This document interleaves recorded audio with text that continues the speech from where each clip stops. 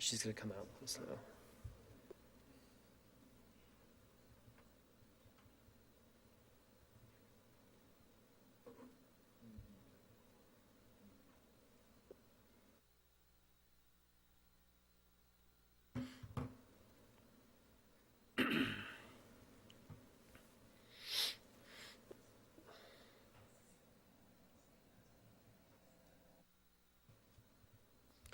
So we're just waiting to boot up the system. We're going to try and live stream it still.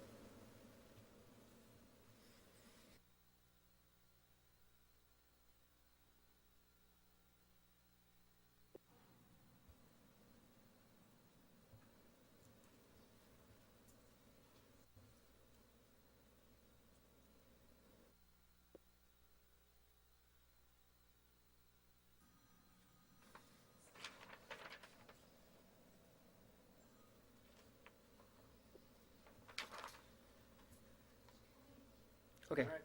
great.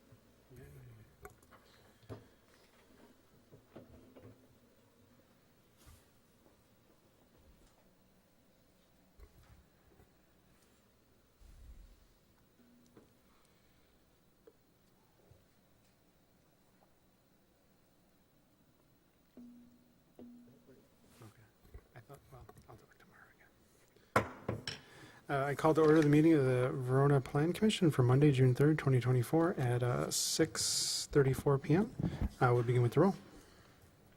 Commissioner Harrison? Here. Commissioner Wood is absent. Commissioner Powers? Here. Mayor Diaz? Here. Commissioner Touche? Absent. Alder Posey? Here. And Commissioner Hinkert? Here. All right, 5 is a quorum, so we can proceed. We'll move on to item 3, which is public comment. Do any members of the public wish to speak? Now would be the time to do so.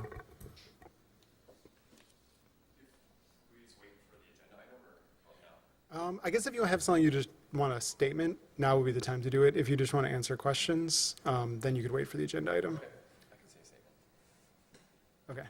But you can come up to the. Oh, this one? Yeah. Yeah. Unless you want to sit. I mean, there's no rule. You know what's funny is I didn't notice this microphone here at all in like the 10 minutes that I was. Hello everyone, my name is Sean O'Brien, North Point Development. We do have an item on the agenda tonight, of redevelopment at 1050 North Edge Trail. This project, like many that we're seeing in the market right now, is one that had come before this council, and we are seeing others like it in other communities where a developer has gotten approvals for a project, but during these current economic conditions have decided to make other plans. We stepped in and put the site under contract about a month and a half ago with the idea of utilizing a majority of what the previous developer had brought through for approvals in terms of both architecture, design, those types of things. North Point Development is a workforce housing developer. Our last project in the city of Verona was the Classic, which completed last August. We opened that project up. It's a very interesting process. Last year's big ticket items was switchgear and getting electrical panels. So I can tell you that we ended up, after about 5 delays, buying one off of eBay, which solved our problem and got people moved in. But once we were able to open up the building, the project filled up within a couple of months and really shows the need. When we looked at this project, kind of stepping into the shoes of the previous developer, we did make some tweaks to the project itself. We left the shell pretty much the same. We reduced the density, we increased the parking, we reduced a little bit of the commercial space. We do have commercial space at our project, the Classic, and so we have some experience with doing mixed use in Verona. As you all know, we have the bank in that building. We just signed a lease to an emerging women-owned business that will be opening it up hopefully in a couple of months. So there is, still that good, use of working in the workforce housing space and getting some interesting, newer businesses that can move into those spaces, kind of with all how the financials work out and kind of our target to get that space occupied. So we are planning on still using some of the space in this new development as commercial. We think it would be a good mix. I can tell you just a little bit about the building that's not in the staff report. So we do, all of our recent projects have been Energy Star certified, in terms of Energy Star new construction. We've been putting PV solar panels on all of our buildings that we've done in Dane County to date. And we have been doing more EV chargers in our buildings, although we have found that they don't get used, or they haven't yet. But they're in there in case they ever do. So we do a lot of green infrastructure, and we would be planning to do the same with this development. So I am here to answer any questions once you get into the topic, and I appreciate your time. We are still in public comment, so if any other members of the public wish to speak, now would be the time to do so. All right, not seeing anyone approaching the microphone, we will move on to item 4, which is approve the minutes from the May 6, 2024 Plan Commission meeting. Questions, comments, or motions to approve? Motion by Commissioner Hangard. Is there a second? Second by Alder Posey. Last chance for corrections. Seeing no hands, all those in favor of approving the minutes from the May 6, 2024 Plan Commission meeting, say aye. Aye. Opposed, no. And the minutes are approved. With that, we'll move on to item 5, which is discussion and possible action regarding the initial review for a mixed-use building with approximately 60 apartment units and 2,224 square feet of commercial space located at 1050 North Edge Trail. Mr. Sievertson. Okay, let me just pull up my presentation.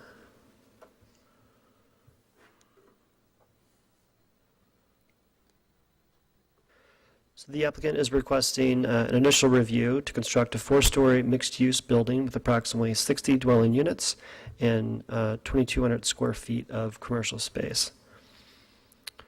The project is located at 1050 North Edge Trail at the site of the former Monk's Restaurant. There was a previous proposal for a restaurant user to reoccupy the space with a new building, and that project just was not able to move forward. To the north is a gas station and convenience mart. To the east is a mix of commercial and senior apartments. To the south is a 2-story dental office, and to the west across Main Street are single-family homes. As I said earlier, a planned development was previously approved for the site, consisting of a 4-story mixed-use building with 64 apartment units and roughly 5,000 square feet of commercial space, as well as a pickup window to the north to accommodate the restaurant user. The current plan has 4 less apartment units and less commercial space on the first floor, and the pickup window has been removed. The residential units are designated as affordable units, as the applicant had just stated, and they range from 80% to 30% AMI. The applicant is in the process of seeking financing for the project and will seek assistance from the Common Council to use tax increment financing funds, and that request is scheduled to be discussed at next week's council meeting.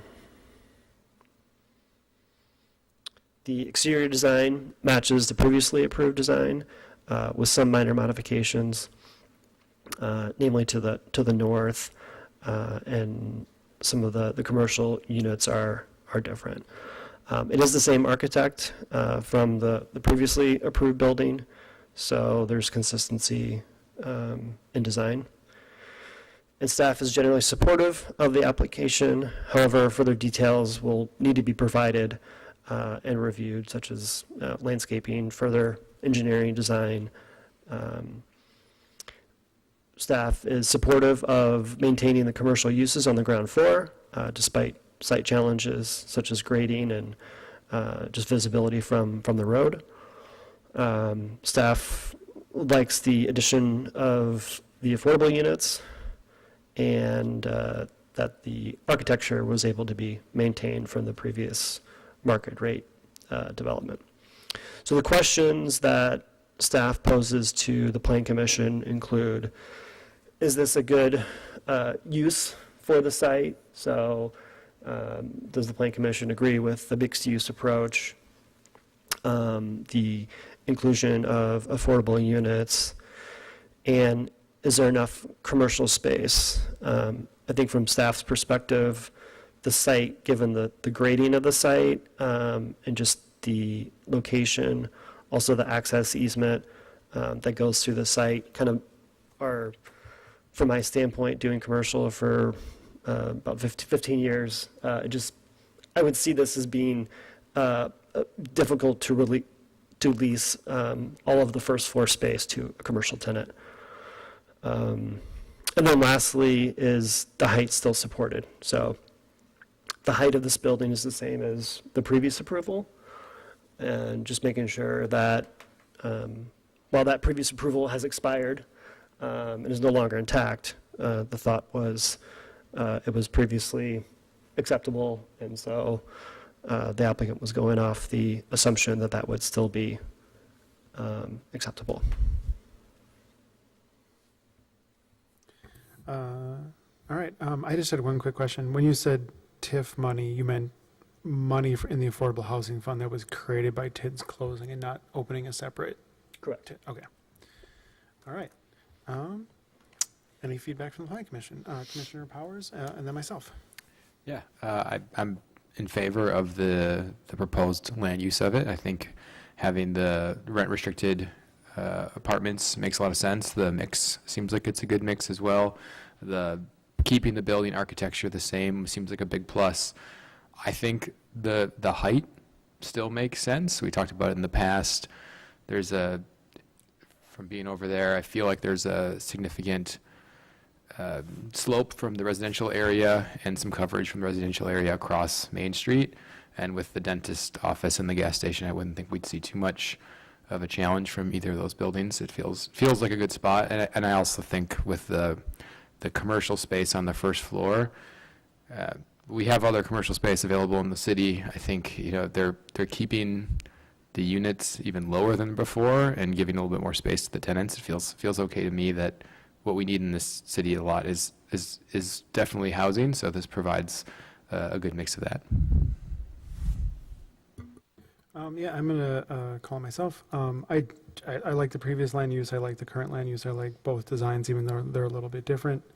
I'm totally fine with the use, the current amount of commercial space, and the height.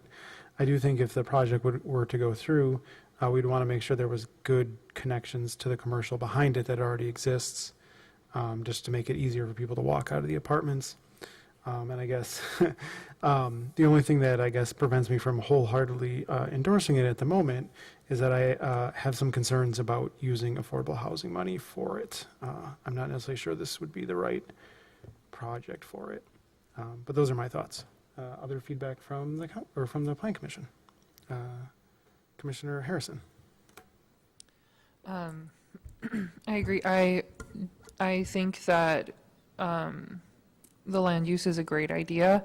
I think that the design of the building would look nice in the area that it would be in. I think my other hang up is just making sure that if we are to use the city money, I would like to know more of how that money exactly would be spent. So I think that would be my only question or concern. Alder Posey. I'm really excited to see this come back up. And John, I think the last time we probably saw you, we were all on little screens. So that was really exciting. I was like, oh my gosh, it's like you're really here. So I think, I'm actually really glad to see this because every time I'm driving past this property, I keep thinking about how great that design was and that we really liked it. And we were all really excited to see something happen with housing at that property. So to see this come back to life is really great. I would agree on the, however we work out the commercial versus housing space for tenants, I'm okay with that. What was the other piece? My one concern would be space for kids, especially if we are looking at 3 bedrooms and we are right down the street from elementary, middle school spaces. I mean, they'll obviously have resources there, but we want to make sure if they're out riding bikes or playing on a playground that they're being safe. So if that could be incorporated somehow in, I don't know, the outside design. And my other thought was covering the bike racks. I see, at least in the renderings right now, they're outside, exposed to the elements. And it would be great if people who are living in apartments could park bikes and be able to have them covered on a routine basis. And I think, as far as height, yes, I was probably one of the ones when we first looked at this, I know I was, where I was a little bit against 4 stories. And then I was reminded driving by one day that, yes, the residences across the street are raised. So I felt that the 4 stories would be appropriate. So I think that covers everything. Other feedback from the council? Commissioner Hankard? Could I ask the developer a question, Yeah, absolutely. if you would? Standing worked pretty well, whatever your choice. And this is not a gotcha question or anything like that. This is just for my edification. If it was up to you, how much commercial space would you have relative to what you've proposed, more or less, from a market standpoint? Well, again, with the Classic, we had a user for about 3,200 square feet before we even signed on, and then we were left with another 3,200 square feet. In the last 6 months, we've been able to lease up half of that. And it always depends on, what sort of available parking do you have and what the user is going to be.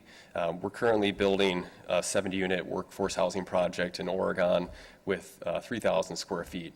So that's a nice size to either have one user or split. And so really, when it comes down to, developers will look at commercial as a way to get support within the community if it can be used, and also to fit into zoning. I mean, I think this is a very visible location. A lot of cars will be driving by it. A lot of cars will be going to the dentist's office and will be going to the gas station. So, I think there's a high level of visibility there. So for me, I think this is a good amount. We wouldn't want to do necessarily more, kind of looking for like that one user at 2,000 square feet makes a lot of sense. Okay, thank you. If I may press just a little bit more, if it was just up to you, would you rent the residential out in a heartbeat? You say you're halfway to renting your commercial now, and I know you had the great start with the bank, but in a building like this, it is a little challenge there for retail or for commercial. It has been for restaurants. We all know that. So, Well, in this- just out of curiosity, would you throw another couple bedroom units in there if you could? If the zoning was different, Yeah. two bedroom units would rent a lot quicker than 2,000 square feet of commercial space, absolutely. Yeah, thank you. But do I feel is it good of an all-around project? Maybe not. Okay, great. Yeah, no, thank you. That's all I have. And I'm very supportive of everything, and anything else I would be redundant with what you guys had said with the connecting with the sidewalks to the degree you can. So, thank you very much. Mr. Severson, did we provide adequate feedback? Yes. Okay, phew. All right, well, unless anyone has anything else to add, we can move on to item 6, which is reports and comments from the planning department. First, we have an update on development projects. Mr. Severson. Yeah, one of the things I wanted to mention is the project Sugar Creek Commons, their Building D that they were calling it in their plans, but that solely residential building on the back of the site that just got occupancy last week. So I'm pretty sure the first weekend there were like 40 units moving in. So that was exciting to see that project get wrapped up. They still have some site work to do, but the interior portion is ready to be occupied. Any questions for Mr. Severson? Alder Posey. I'll actually not even say it's a question, but what I have to say is we're starting to see exactly what we wanted in these. My high school-age daughter just had a sleepover with a friend who is living in Sugar Creek Commons last weekend and thought they were great apartments and thought they were great, and the family that's living there loves them. And I just thought that was a really great opportunity for this family to live there and stay in our community and have that opportunity. So it was a nice kind of moment to see the reality of what this housing has brought to our community. I thought also with the Classic, I'm sitting at the parade, sitting across from it, and it's just great to see that amount of life in this side of town that's been a little bit empty for a little while we were getting all this up and running. So, yeah, not really a question, but just wanted to share that. So, good things. Any other questions or comments on the development projects report from the planning department? Seeing no further discussion, we move on to item 7, which is adjournment. Motion to adjourn would be in order. Commissioner Powers? I'll move to adjourn. Motion by Commissioner Powers. Is there a second? Seconded by Commissioner Harrison. All those in favor of adjournment, say aye. Aye. Opposed, no. And we are adjourned at 6:53 p.m. Thank you, everyone. Yeah. Yeah.